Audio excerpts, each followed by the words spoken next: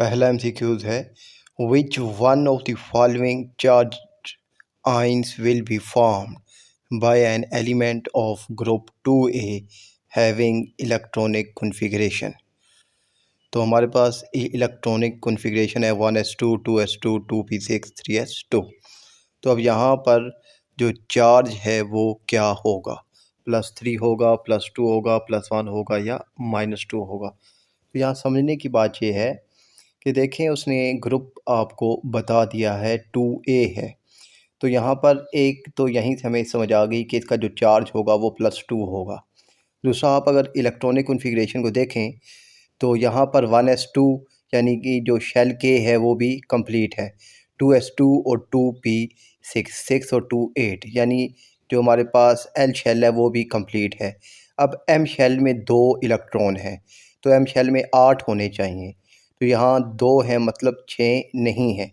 तो अब इसको 6 कोई नहीं देगा, बल्कि ये ही 2 अपने ट्रांसफ़र कर देगा किसी दूसरे को, और जब ये 2 ट्रांसफ़र कर देगा तो इसके ऊपर चार्ज आ जाएगा +2। तो ऑप्शन बी इसका आंसर है।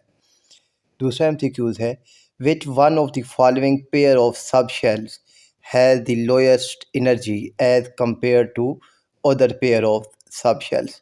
तो यहाँ पर 1s और 2s इनमें सबसे लोएस्ट एनर्जी होगी एज़ कंपेयर टू जो बाकी हमारे पास ऑप्शंस हैं। तीसरा है which one of the following isotope is use in nuclear reactors. तो यहाँ पर ऑप्शन सी इसका आंसर है कि U-235 न्यूक्लियर रिएक्टर के लिए इस्तेमाल होता है। 4 है हमारे पास how many molecules of oxygen gas contains 1 mole of oxygen gas. तो 1 मोल ऑफ ऑक्सीजन गैस में कितने मोलिक्यूल्स होंगे।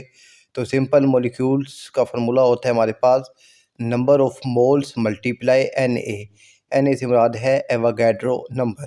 अब नंबर ऑफ मोल्स 1 है, 1 मल्टीप्लाई एवोगैड्रो नंबर, तो हमारे पास जो आंसर आएगा वो ऑप्शन बी यानी वापस एवोगैड्रो नंबर आ जाएगा। क्यों कि नंबर ऑफ मोल्स 1 है, 1 मल्टीप्लाई 6.022 मल्टीप्लाई 10⁻23 होगा, तो यही आंसर आपके पास वापस आ जाएगा। MCQ नंबर 4 जो है वो इसी सीक्वेंस से हल होगा। जैसे कि आपके पास सवाल है calculate the number of molecules in 4.5 moles of carbon dioxide. यहाँ पर आप नंबर ऑफ मॉलिक्यूल्स का अगर फार्मूला देखें तो क्या है, number of moles multiply Avogadro number. यहाँ पर नंबर ऑफ मोल्स हमारे पास 4.5 है, तो आप 4.5 को मल्टीप्लाई कर देंगे एवोगैड्रो नंबर्स के साथ, तो आपके पास आंसर आ जाएगा। और जो हमारे पास MCQ है उसमें नंबर ऑफ मोल्स 1 है, तो 1 मल्टीप्लाई 6.022 मल्टीप्लाई 10⁻23, तो वही आंसर वापस आ जाएगा। 5th है हमारे पास the variable that is kept constant in Charles law is. तो चार्ज लॉ हमारे पास होता है जी डायरेक्टली प्रोपोर्शनल, यानी वॉल्यूम और टेम्परेचर दोनों आपस में डायरेक्टली प्रोपोर्शनल होते हैं। तो चार लॉ में हमारे पास वॉल्यूम और टेम्परेचर की बात होती है, तो फिर जो प्रेशर है वो हमारे पास कांस्टेंट हो जाता है। तो ऑप्शन सी इसका आंसर है। The most dilute solution amongst the following is. तो डाइल्यूट सॉल्यूशन क्या होता है कि वो सॉल्यूशन होता है जिसमें सोल्यूट की कम से कम मिकदार सॉल्यूशन के अंदर ऐड की जाए। यहाँ पर कम से कम मिकदार जो है 0.0005 m है, तो यही इसका आंसर होगा। तो डाइल्यूट सॉल्यूशन और कंसनट्रेटेड सॉल्यूशन ये बड़ा अहम शॉर्ट क्वेश्चन है, तो इसको भी लाजमी आपने याद करना है। डाइल्यूट सॉल्यूशन वो क्या होता है कि जिसमें सोल्यूट की वैल्यू कम होती है, और कंसनट्रेटेड सॉल्यूशन क्या होता है जिसमें सोल्यूट की वैल्यू ज़्यादा होती है सॉल्यूशन के अंदर। 7 है हमारे पास pressure cooker works on the principle of relationship of boiling point with.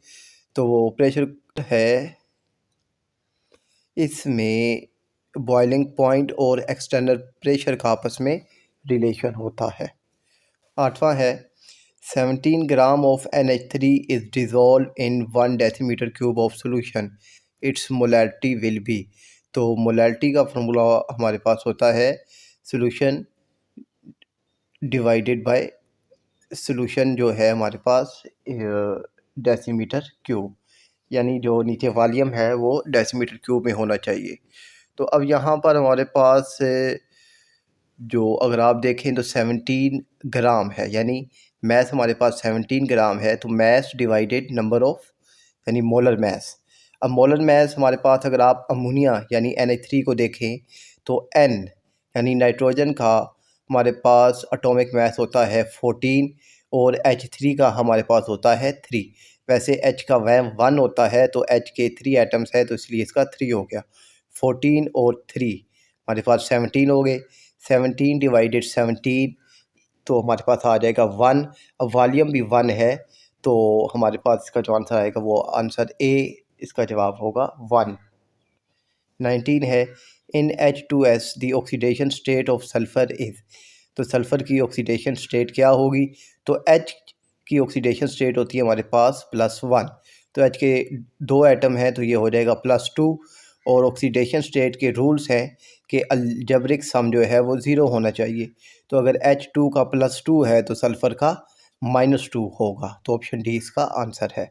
10वां है the compound having hydrogen bonding amongst it's molecules is. तो हाइड्रोजन बॉन्डिंग जो है वो वाटर यानी H2O में होती है, तो ये हमारे पास डी ऑप्शन इसका करेक्ट है। 11th है हमारे पास metallic character increase down the group which one of the following is most metallic. तो मेटालिक जो के कैरेक्टर्स हैं ये डाउन द ग्रुप इंक्रीज होते हैं, तो ये हमारे पास रुबीनियम, सीजियम, सोडियम और पोटाशियम है, यानी ये ग्रुप 1A बन रहा है हमारे पास। तो सीजियम जो है ऑप्शन बी इसका आंसर है। क्यों कि सीजियम का मेरे ख्याल में एटॉमिक नंबर होता है 56, फिर सीजियम से ऊपर होता है Rb, इसका होता है 37, फिर होता है इसके ऊपर K, इसका होता है 19, और फिर इसके ऊपर होता है सोडियम यानी Na, इसका होता है 11। तो सीजियम यानी Cs सबसे बॉटम में आ रहा है, तो इसलिए ये इसका आंसर होगा। 12 है the most electronegative element in the group 7A, यानी 7A ग्रुप को हम लोग हेलोजेंस भी कहते हैं। तो यहाँ पर इसका जो ऑप्शन ए है ये मोर, इसकी जो इलेक्ट्रोनेगेटिविटी होती है हिसाब से ज़्यादा होती है।